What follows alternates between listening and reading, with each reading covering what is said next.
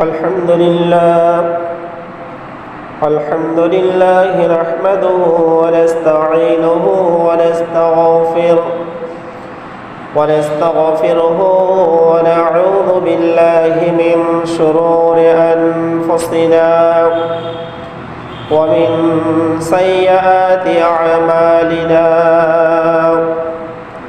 من يهده الله فلا مضل له ومن يضلل فلا هادي له وأشهد أن لا إله إلا الله وحده لا شريك له وأشهد أن محمدا عبده ورسوله أما بعد فقد قال الله تعالى في كلامه المجيد والفرقانه الحميد أعوذ بالله من الشيطان الرجيم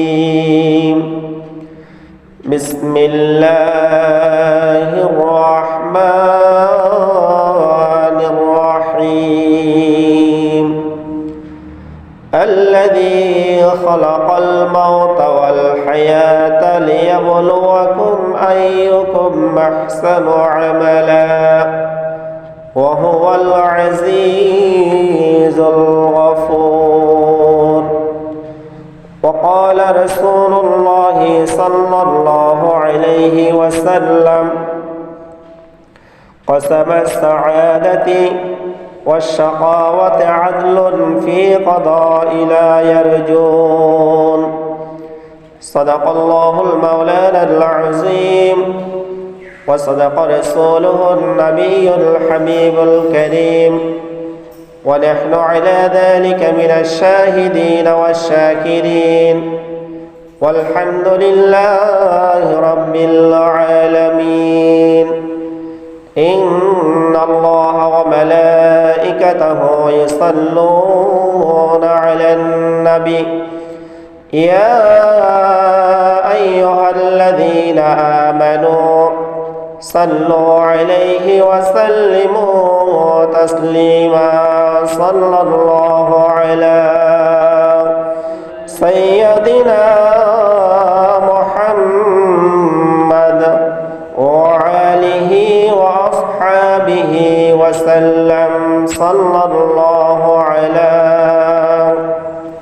سيدنا محمد وآله وأصحابه وسلم صلاة يا رسول الله عليكم سلام يا حبيب الله عليكم صلاة يا رسول الله عليكم سلام يا حبيب الله عليكم اللهم صل على سيدنا مولانا محمد وعلى آل سيدنا مولانا محمد সম্মানিত মুসল্লিয়ানে কেরাম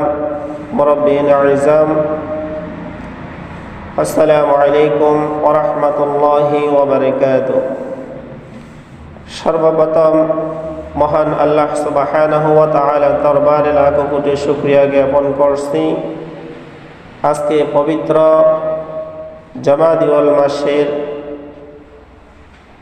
দ্বিতীয় জুমায় আল্লাহ তাআলা আমাদেরকে সমস্ত কাজকে বিরত রেখে সুস্থ শরীরে আজকে সাপ্তাহিক বড়দিনকে উপেক্ষা করে পৃথিবীর সর্বশ্রেষ্ঠ জায়গা আল্লাহ সুবহানাহু ওয়া তাআলার ঘরের মধ্যে আসার জন্য তৌফিক দিয়েছেন। এই জন্য মন দিল উজাড় করে একবার কালিমাত শুকরিয়া আদায় করছে আলহামদুলিল্লাহ। সাথে সাথে লক্ষ কোটি গুণ দরুদ প্রেরণ করছি বিশ্বের মানবতার মুক্তির দূত, কুল কায়নাতের নবী, দুই জাহানের সরদার, আমাদের প্রিয় নবী মুহাম্মদুর রাসূলুল্লাহ সাল্লাল্লাহু আলাইহি ওয়াসাল্লামের উপর, যিনি পৃথিবীর সর্বশ্রেষ্ঠ নবী হিসাবে ঘোষণা দিয়েছেন মহান আল্লাহ তাআলা, যিনি শেষ নবীর উম্মত হিসাবে আমরা পৃথিবীর মধ্যে পরিচয় দিতে পারতেছি। কাল কিয়ামতের ময়দানের মধ্যেও আমরা শ্রেষ্ঠ নবীর শ্রেষ্ঠ উম্মত হিসাবে আমাদের স্পেশাল একটি সম্মান থাকবে, মর্যাদা থাকবে।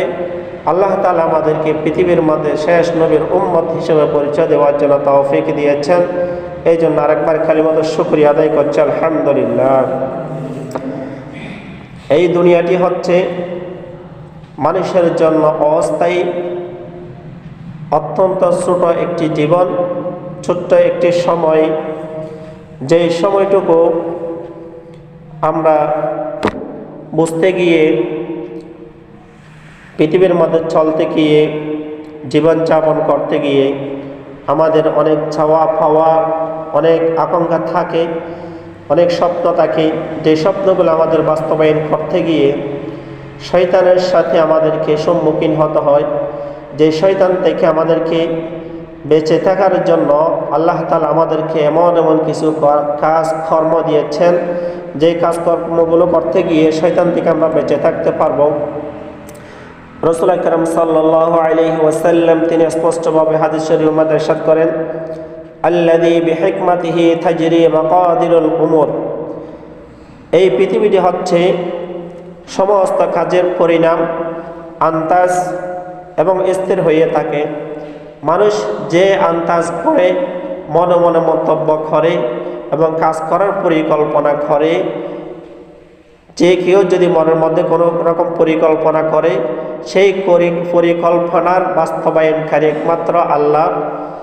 যে কাজ আমরা করার জন্য অনেক চেষ্টা করি, চেষ্টা করতে গিয়ে আমরা ব্যর্থ হয়ে যাই, কাজ করতে গিয়ে আমরা বিফল হয়ে যাই, কিন্তু সমস্ত কিছু সফলতা করার জন্য আল্লাহ সুবহানাহু ওয়া তাআলার হুকুম লাগে। আল্লাহ যে কাজের জন্য আপনাকে হুকুম দেবে, আল্লাহ যে কাজের জন্য রাজি হবে, সেই কাজ আপনার জন্য সাকসেস হবে। ফাসাম্মাতা সাআদাতি ওয়াশ শাকাওয়াতা আদলুন ফি কাদাই লা ইয়াজুর। রাসূলুল্লাহ সাল্লাল্লাহু আলাইহি ওয়াসাল্লাম তিনি ইরশাদ করেন, যিনি সৌভাগ্যবান দুর্ভাগ্যকে বন্টন করে দিয়েছেন, তার বিচারের মধ্যে তিনি সুবিচারক। পৃথিবীর মধ্যে কিছু মানুষের সৌভাগ্য, কিছু মানুষের মধ্যে আবার দুর্ভাগ্য। এই সমস্ত কিছু বিচারক, বিচারপতি, বাদশাহ, রাজা, সমস্ত কিছুর মালিক হচ্ছে একমাত্র আল্লাহ সুবহানাহু ওয়া তাআলা। পৃথিবীর মধ্যে কিছু মানুষকে জিনিস বন্টন করতে গিয়ে আল্লাহ তাআলা কারো প্রতি সুবিচার করে না, এমন কিছু প্রমাণ নাই। আল্লাহ তাআলা কারো প্রতি অন্যায় করে না। তাহলে আমরা যে কষ্টে পড়ি, আর্থিকভাবে আমরা যে কষ্টের মধ্যে পড়ি, শারীরিকভাবে যে মানসিকভাবে যে আমরা কষ্টের মধ্যে পড়ি, এই জিনিসগুলো হচ্ছে আমাদের কিছু কাজকর্মের কারণে, শয়তানের সাথে আমরা একতাবদ্ধ হওয়ার কারণে, শয়তানকে সাপোর্ট করার কারণে, আমরা শয়তানের সাথে মিলেমিশে থাকার কারণে আমাদের শারীরিক, আর্থিক, মানসিক এই শাস্তিগুলো ভোগ করতে হয়। রাসূলুল্লাহ সাল্লাল্লাহু আলাইহি ওয়াসাল্লাম তিনি আমাদেরকে শিক্ষা দিয়েছেন, মানুষ যখন পৃথিবীর মধ্যে চলাফেরা করবে, তখন চলাফেরা করতে গিয়ে শয়তানের সাথে সম্মুখীন হবে। শয়তানের সাথে তারা যদি যুদ্ধ করতে পারে, শয়তানকে যদি পরাজয় করতে পারে, ওই ব্যক্তি পৃথিবীর মধ্যে সফল কাম, কাল কিয়ামতের ময়দানের মধ্যে সফল কাম। আল্লাহ তাআলা আমাদেরকে প্রতিটা মুহূর্তে শয়তানের সাথে যুদ্ধ করে আমাদেরকে জয় হওয়ার জন্য তৌফিক দান করুক। সবাই বলে আমিন। রাসূলুল্লাহ সাল্লাল্লাহু আলাইহি ওয়াসাল্লাম তিনি ইরশাদ করেন, আকরাবুল ওয়াহদা নিয়াতিহি আফলাকু ওয়াল আমলালু ওয়াল আরদারু। আল্লাহ রাসূল সাল্লাল্লাহু আলাইহি ওয়াসাল্লাম তিনি ইরশাদ করেন, যে ব্যক্তি পৃথিবীর মধ্যে আল্লাহকে স্মরণ করবে, আল্লাহকে বিশ্বাস করবে, আল্লাহ একত্ববাদ, এই কথা যে ব্যক্তি বিশ্বাস করবে, ওই ব্যক্তি শয়তানের সাথে যুদ্ধ করে জয় হতে পারবে। আর যে ব্যক্তি আল্লাহকে বিশ্বাস করবে না, আল্লাহকে মনে মনে বিশ্বাস করবে না, মুখে ধারণ করে, ওই ব্যক্তি পৃথিবীর মধ্যে এবং কাল কিয়ামতের ময়দানের মধ্যে পৃথিবীর মধ্যে যেভাবে শাস্তির সম্মুখীন হবে, এর চেয়ে আর কঠোরতম কঠিনের শাস্তির সম্মুখীন হবে কাল কিয়ামতের ময়দানের মধ্যে। রাসূলুল্লাহ সাল্লাল্লাহু আলাইহি ওয়াসাল্লাম তিনি ইরশাদ করেন, কাম আমালুল বাকা আলাল কদরুদ দুনিয়া, এই দুনিয়াটি হচ্ছে মানুষের জন্য অস্থায়ী। পৃথিবীর মধ্যে যেভাবে কোনো গাছের মধ্যে যখন ফুল ফোটে, ওই ফুলটি অস্থায়ীভাবে থাকে, সকালে ফুটে বিকালে যখন ওই ফুলটি নিভৃত হয়ে যায়, ধ্বংস হয়ে যায়, মানুষের জীবনও ঠিক একই রকম, এক সময় আসবে এক সময় চলে যাবে। মাঝখানে কিছু জিনিস কিছু সময় মানুষ পৃথিবীর মধ্যে চলাফেরা করে, এই সময়ের টুকুর মধ্যে মানুষ বিভিন্ন স্বপ্ন নিয়ে চলাফেরা করে, বিভিন্ন বাস্তবতা নিয়ে চলাফেরা করে, বিভিন্ন কিছুর সাথে সম্মুখীন হয়। তাহলে রাসূলুল্লাহ সাল্লাল্লাহু আলাইহি ওয়াসাল্লাম আমাদেরকে যে শিক্ষা দিয়েছেন, কামা আমালুল বাকা আলাল ফাতরুদ দুনিয়া, এই দুনিয়াটি হচ্ছে মানুষের জন্য অস্থায়ী, স্থায়ী কিছু নয়। রাসূলুল্লাহ সাল্লাল্লাহু আলাইহি ওয়াসাল্লাম আমাদেরকে বোঝাতে গিয়ে বলেন, পৃথিবীর মধ্যে একটা মানুষ যখন গাছ রোপণ করে, ওই গাছের মধ্যে যখন ফুল ফোটে, সকালবেলার ফুল বিকেলবেলা নষ্ট হয়ে যায়, ঠিক তেমনিভাবে মানুষের জীবনও একটি সময় আসে, মাঝখানে কিছু সময় থাকে, বিকাল যখন হয়ে যায়, তার মৃত্যু যখন কাছে এসে যায়, তখন ওই ব্যক্তিরও একদিন গাছের ফুলের মতো পৃথিবী ছেড়ে চলে যেতে হয়। এই বাকি সময়টুকু যদি আমরা শয়তানের সাথে যদি যুদ্ধ করতে পারি, শয়তানের সাথে মোকাবেলা করে যদি আমরা জয় হতে পারি, তাহলে আমাদের জন্য কাল কিয়ামতের ময়দানের মধ্যে হিসাব নিকাশ অত্যন্ত সহজ হয়ে যাবে। আমি যত পাপ করি না কেন, যত গুনাহ করি না কেন, আল্লাহ সুবহানাহু ওয়া তাআলার কাছে তওবা করার সাথে সাথে আমাদের সমস্ত গুনাহ মাফ করে দেবে। আমি গুনাহ করতে করতে পাহাড় পরিমাণ, আসমান পরিমাণ, জমিন থেকে আসমান পরিমাণও যদি গুনাহ করি, তাহলে ওই গুনাহগার ব্যক্তি যখন আল্লাহ তাআলার কাছে যখন তওবা করবে, আল্লাহর কাছে যখন ছুটা হবে, মাথা নত করবে, তখন আল্লাহ সুবহানাহু ওয়া তাআলা ওই ব্যক্তির গুনাহ সাথে সাথে মাফ করে দেয়। রাসূলুল্লাহ সাল্লাল্লাহু আলাইহি ওয়াসাল্লাম তিনি আরো ইরশাদ করেন, ওয়া মা ইলমিলু আন্নাহা ফাতরাতুল লিল উমুর, তারা যদি জানতো এই পৃথিবীটা হচ্ছে অল্প সময়ের জন্য, মানুষের জীবন হচ্ছে অল্প সময়ের জন্য, গাছের ফুল যখন অল্প সময় থাকে, মানুষের জীবনে এভাবে থাকে, এই জিনিসটা যদি মানুষের মনের মধ্যে, অন্তরের মধ্যে আল্লাহর ভয় জিনিসটা রাখতো, আল্লাহর প্রতি ঈমান আনতো, তাহলে মানুষ শয়তান থেকে বেঁচে থাকার জন্য চেষ্টা করত, মানুষ দুনিয়ার লোভ থেকে বাঁচিয়ে থাকার জন্য চেষ্টা করত, মানুষ দুনিয়ার মধ্যে অন্য কারো হক থেকে বেঁচে থাকার জন্য চেষ্টা করত। তাহলে আমরা যে পৃথিবীর মধ্যে আল্লাহ তাআলা আমাদেরকে পাঠিয়েছেন, আল্লাহর যে উদ্দেশ্য, এই উদ্দেশ্যটা আমরা বাস্তবায়ন করতেছি না।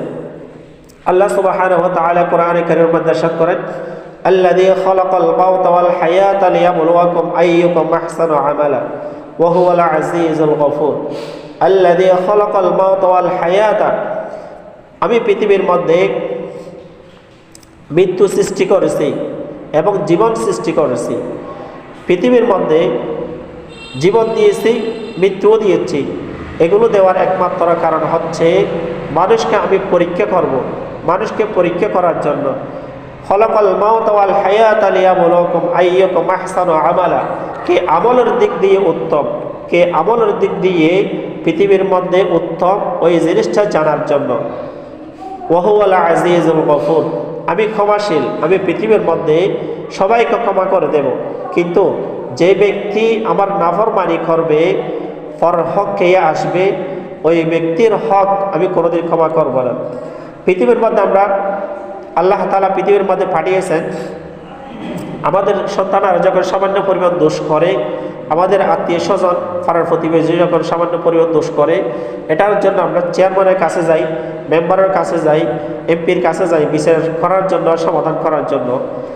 ছেলে যখন দোষ করে তখন আমরা ছেলেকে ধরে মারধর করি, শাসন করি, কিন্তু আল্লাহ সুবহানাহু ওয়া তাআলা যে আমাদেরকে পৃথিবীর মধ্যে পাঠিয়েছেন, আল্লাহ তাআলার কত যে দোষ করতেছি, কত যে পাপ করতেছি, আল্লাহর কত নাফরমানি করতেছি, এই জিনিসটুকু যদি আমাদের জানা থাকতো, আল্লাহর কত নাফরমানি করতেছি, এগুলো যদি আমরা প্রতিদিন যদি একটা একটা যদি হিসাব করে রাখতাম, এগুলোর বিচার যদি আল্লাহ তাআলা পৃথিবীর মধ্যে আমাদেরকে করতো, তাহলে আমরা পৃথিবীর মধ্যে এতদিন বেঁচে থাকতে পারতাম না। যেদিন থেকে আমরা বালক হলাম, যেদিন থেকে আমাদের গুনাহ লিপিবদ্ধ করা হবে, যেদিন থেকে আমাদের পাপগুলো লেখা হবে, সেদিন থেকে এ পর্যন্ত আমরা যতদিন পর্যন্ত বেঁচে আছি, আমাদের সমস্ত হিসাবগুলো যদি আমরা একত্রিত করি, তাহলে এতদিন তো আমরা বেঁচে থাকার কোনো কথা না, বেঁচে থাকার কোনো সুযোগ না। তাহলে বোঝা যাচ্ছে যে আল্লাহ তাআলা পরাক্রমশালী, যিনি ক্ষমাশীল, ওয়াহুয়াল আজিজুল গফুর, যিনি মানুষকে ক্ষমা করে, মানুষের গুনাহ মাফ করে দেয় একমাত্র তাওবার কারণে। মানুষ পৃথিবীর মধ্যে ভুল করবে, শয়তানের দু কাপড়ে অনেক পাপ করবে, অনেক গুনাহ করবে। এই গুনাহগুলো মাফ করার জন্য একটাই যন্ত্রণা, একটাই অস্ত্র, যে অস্ত্রটি হচ্ছে তাওবা, যে তওবার কারণে মানুষের সমস্ত গুনাহ মাফ হয়ে যায়। এই শয়তান থেকে বেঁচে থাকার জন্য আল্লাহকে মনে প্রাণে বিশ্বাস করতে হবে, রাসূলকে বিশ্বাস করতে হবে। যার মনের মধ্যে মনে প্রাণে বিশ্বাস থাকবে না, রাসূলকে বিশ্বাস করবে না, আল্লাহকে বিশ্বাস করবে না, সে ব্যক্তি পৃথিবীর মধ্যে যেভাবে লাঞ্ছিত হবে, কষ্ট পাবে, শারীরিক, মানসিক, আর্থিকভাবে, কাল কিয়ামতের ময়দানের মধ্যেও ওনার অত্যন্ত কঠিনতম কঠিন শাস্তির সম্মুখীন হতে হবে। সম্মানিত মুসল্লিয়ে কেরাম, পৃথিবীর মধ্যে আমরা গুনাহ করার পর, পাপ করার পর, আল্লাহর নাফরমানি করার পর, তওবা করার সাথে সাথে সমস্ত কিছু মাফ করে দেওয়ার জন্য আল্লাহ তাআলা আমাদের কাছে ওয়াদাবদ্ধ হয়েছেন, আমাদেরকে কথা দিয়েছেন। কিন্তু আল্লাহ একটা বিষয়ে আমাদেরকে কথা দেন নাই, একটা বিষয় আমাদের সাথে ওয়াদা করেন নাই।